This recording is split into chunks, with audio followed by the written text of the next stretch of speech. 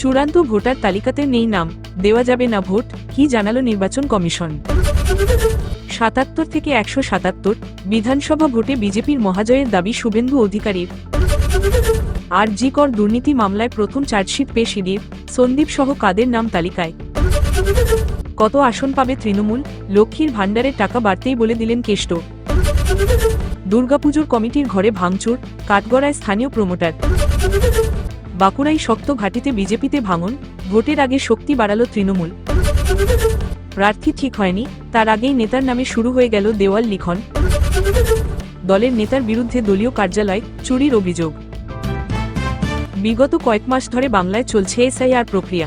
Enumeration form পূরণ করার পর বর্তমানে চলছে হিয়ারিং পর্ব। আগামী ১৪ই ফেব্রুয়ারি এসআইআর এর চূড়ান্ত ভোটার তালিকা প্রকাশিত হবে বলে খবর। কিন্তু সেই তালিকাতেও যদি নাম না থাকে তবে কি করণীয়?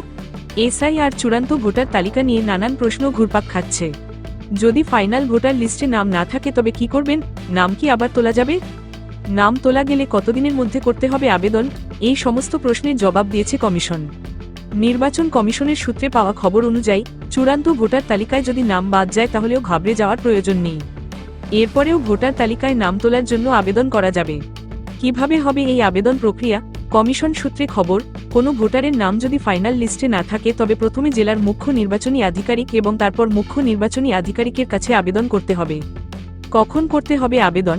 যেমনটা জানা যাচ্ছে, নির্বাচন কমিশন চূড়ান্ত ভোটার তালিকা প্রকাশ করার ১৫ দিনের মধ্যেই সারতে হবে আবেদন, নয়তো এবারের নির্বাচনে তিনি ভোট দিতে পারবেন না। তবে পরে আবার নাম তোলা যেতে পারে বলে খবর। কমিশন সূত্রে খবর, এসআইআর প্রক্রিয়ার শুরুতেই কমিশনের তরফে যে ১৩টি নথির কথা উল্লেখ করা হয়েছিল, সেই নথিগুলি দিয়েই আবার ফর্ম ফিল আপ করতে হবে, তারপরেই ভোটার তালিকায় তোলা যাবে নাম। বাংলার রাজনীতিতে আবারও জোরালো দাবি করলেন বিধানসভার বিরোধী দলনেতা শুভেন্দু অধিকারী। আগামী বিধানসভা ভোটে বিজেপির বড় জয়ের ব্যাপারে তিনি সম্পূর্ণ আত্মবিশ্বাসী। তার মতে, গতবারের তুলনায় এবার বিজেপির আসন সংখ্যা অনেকটাই বাড়বে।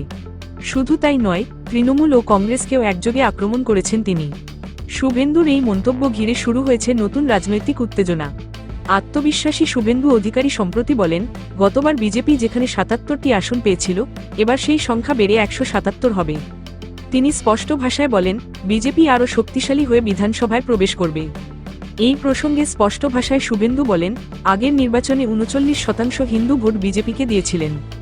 এবার সেই সংখ্যা বেড়ে ৪৫% হবে। হিন্দু ও আদিবাসী ভোট একত্রিত হলে বিজেপির জয় নিশ্চিত। তিনি আবারও বলেন, বিজেপি ৩ আসন থেকে ৭৭ হয়েছে, এবার ৭৭ থেকে ১৭৭ হবে। শুধু অপেক্ষা করুন, বিজেপি বুক ফুলিয়ে বিধানসভায় ঢুকবে। তবে শুভেন্দুর এই দাবি শুনে তৃণমূল কংগ্রেসও পাল্টা আক্রমণ শানিয়েছে। তৃণমূলের এক মুখপাত্র কটাক্ষ করে বলেন, ওনার নেতা আগে বলেছিলেন বিজেপি ২০০ আসন পাবে, কিন্তু শেষ পর্যন্ত পেয়েছিল ৭৭। এখন শুভেন্দু বলছেন ১৭৭ হবে, আগের হিসাব ধরলে সেটা ৫০-এরও নিচে নেমে যাবে।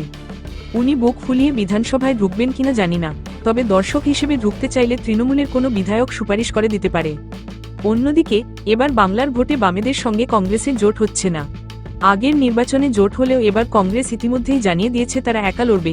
এই বিষয়টি কেউ কটাক্ষ করতে ছাড়েননি শুভেন্দু অধিকারী।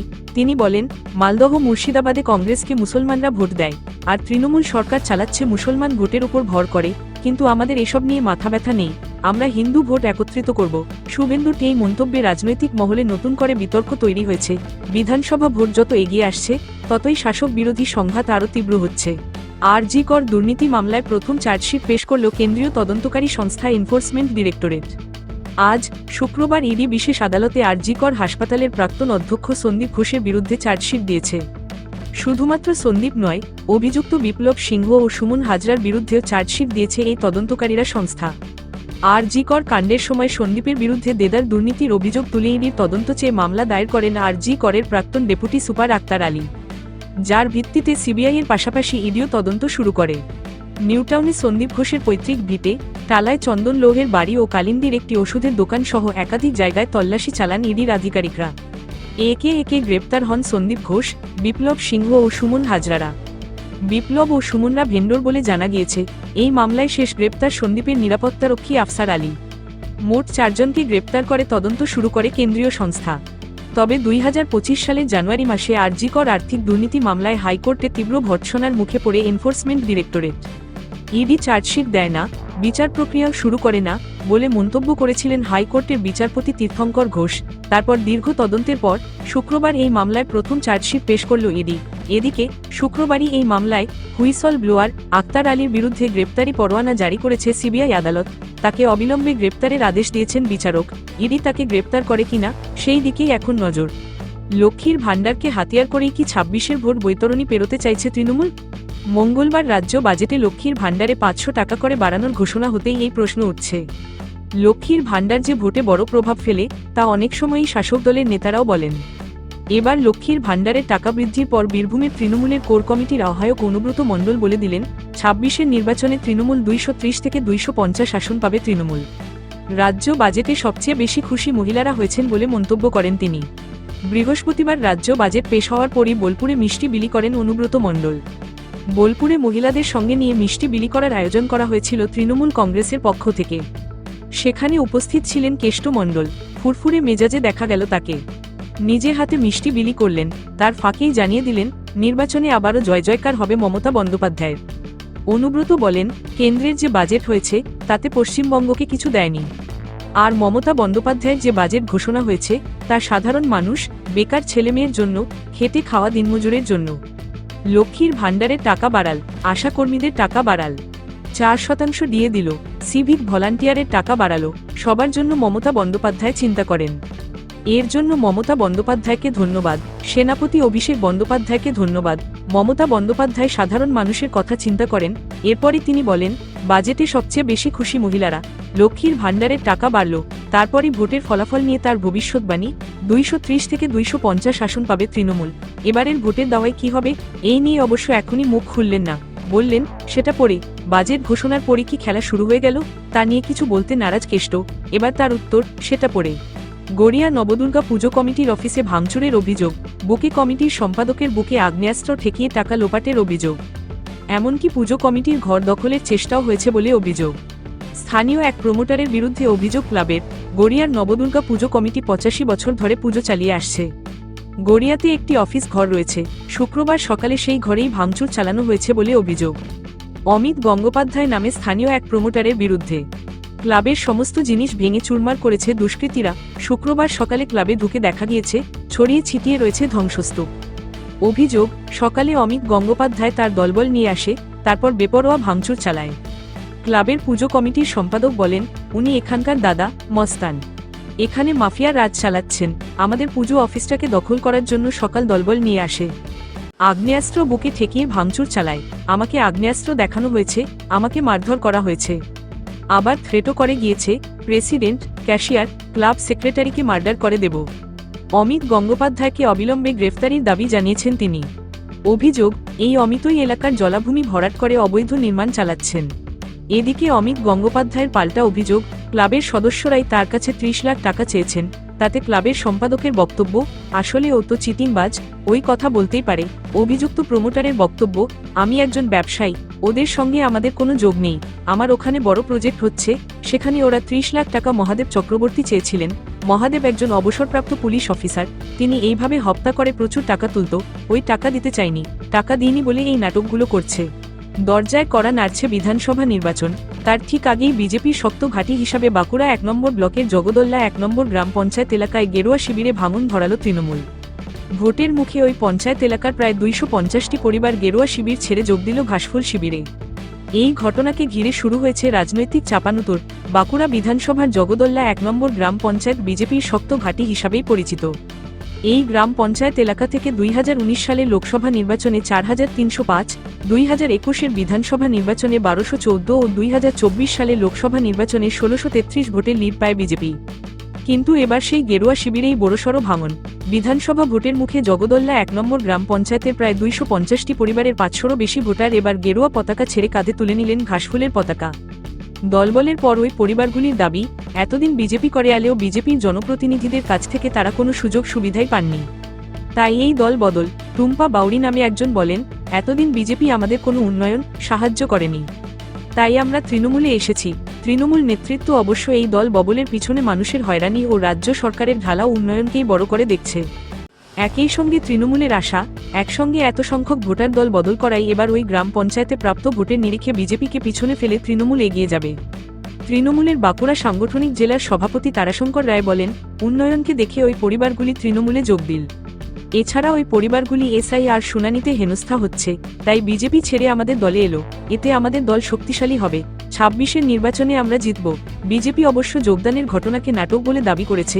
বিজেপির বাঁকুড়া সাংগঠনিক জেলার সহসভাপতি দেবাশিস দত্ত বলেন, সম্প্রতি জগদল্লা ১ নম্বর গ্রাম পঞ্চায়েত এলাকায় পথশ্রীর রাস্তা তৈরি করা নিয়ে দুটি গ্রামের মধ্যে বিবাদ হয়।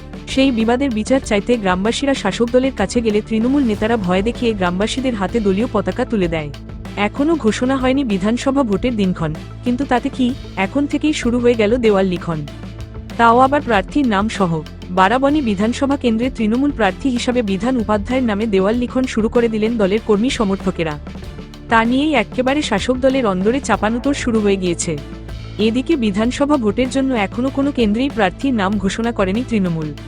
কিন্তু তার আগে এই কাজের পিছনে কি তাহলে অন্য কোনো সমীকরণ কাজ করছে? ছবিটা দেখা গিয়েছে বারাবণী বিধানসভার সালানপুর ব্লকের খুদিকা গ্রাম পঞ্চায়েত এলাকায়। একাধিক দেওয়ালে লেখা ২৬-এর বিধানসভা ভোটে তৃণমূল প্রার্থী বিধান উপাধ্যায়কে জোড়া ফুল চিহ্নে ভোট দিন।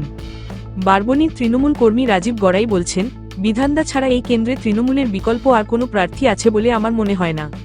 এদিকে বারাবণীর বিধায়ক হিসাবে হ্যাট্রিক করে ফেলেছেন বিধান উপাধ্যায়। ২০১১ সাল থেকে বিধান উপাধ্যায় রয়েছেন বারাবণীর বিধায়ক। ২০১১, ২০১৬, ২০২১ তিনটি পর্যায়ে তৃণমূল প্রার্থী ছিলেন বিধান উপাধ্যায়। তিনবারেই তিনি বিপুল ভোটে জয়লাভ করে বিধায়ক হন। বিধানের বাবা প্রয়াত মানিক উপাধ্যায়। তিনি প্রথমে কংগ্রেস, পরে তৃণমূলের বিধায়ক ছিলেন। মানিক উপাধ্যায়ের ঘাঁটি ছিল বারাবণী বিধানসভা। তিনি প্রয়াত হওয়ার পর তার ছেলে বিধান তৃণমূল থেকে টিকিট পান। তবে ভোটের আগে প্রার্থীর নাম ঘোষণার আগে এভাবে অতি উৎসাহের সঙ্গে দেওয়াল লিখনকে কটাক্ষ করতে ছাড়ছে না বিজেপি। বিজেপি জেলা কমিটির সদস্য তথা বারাবণীর কনভেনার অভিজিৎ রায় কটাক্ষের সুরেই বলছেন, এই ঘটনা যে কোনো দলের নিয়ম শৃঙ্খলার পরিপন্থী। এখনও পর্যন্ত প্রার্থী তালিকা ঘোষণা হয়নি, তার আগেই কর্মীরা সমর্থকেরা কোন অনুশাসন ভেঙে তাদের প্রার্থী তালিকা ডিক্লেয়ার করে দেয়। ভারতীয় জনতা পার্টিতে তো এটাকে অফেন্স হিসেবে ট্রিটমেন্ট করা হয়। ভোটের আগে দলের নেতার কাজেই অস্বস্তিতে শাসক দল।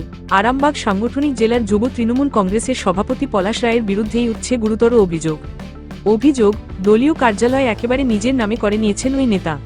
এই ঘটনাকে কেন্দ্র করে আরামবাগ, খানাকুলের রাজনৈতিক মহলে ব্যাপক চাঞ্চল্য। ইতিমধ্যেই শাসক দলের সর্বভারতীয় সাধারণ সম্পাদক অভিষেক বন্দ্যোপাধ্যায়ের কাছে এই মর্মে লিখিত অভিযোগ পাঠিয়েছেন ক্ষুব্ধ কর্মীরা। আরামবাগ কলকাতা ২ নম্বর রাজ্য সড়কের পাশে গড়বাড়িতে অবস্থিত এই দলীয় কার্যালয়টি বেশ পুরনো। স্থানীয় তৃণমূল কর্মীদের দাবি, বাম আমল থেকে এই ভবনটি তৃণমূলের হাতে রয়েছে পরিচিত। ২০১১ সালে রাজ্যে রাজনৈতিক পরিবর্তনের আগে থেকেই পঞ্চানন পাত্রের মতো আদি নেতাদের হাত ধরেই এটি গড়ে ওঠে। বর্তমানে মায়াপুর ২ নম্বর অঞ্চলের যাবতীয় দলীয় কাজকর্ম এখান থেকেই পরিচালিত হয়। অভিযোগ, ২০২১ সালের পর প্রায় ২৫ লাখ টাকা খরচ করে এই কার্যালয়টি নতুন করে তৈরি করা হয়। তৎকালীন ব্লক সভাপতি হিসেবে পলাশ রায় কর্মীদের কাছ থেকে অর্থ সাহায্য নিয়েছিলেন। সেই টাকা সরাসরি তার ব্যক্তিগত অ্যাকাউন্টে জমা পড়েছিল বলে দাবি কর্মীদের। এখন একতলা শীততাপ নিয়ন্ত্রিত এই সুসজ্জিত ভবনটি সম্প্রতি পলাশ রায় নিজের নামে করে নিয়েছেন বলে অভিযোগ। সূত্রের খবর, যে জমির উপর এই পার্টি অফিস তৈরি তা ২০২৪ সালের ১৬ই ডিসেম্বর পার্থ রায়ের কাছ থেকে দানপত্র হিসেবে নিজের নামে লিখিয়ে নেন পলাশ রায়। দলিল নং 08013।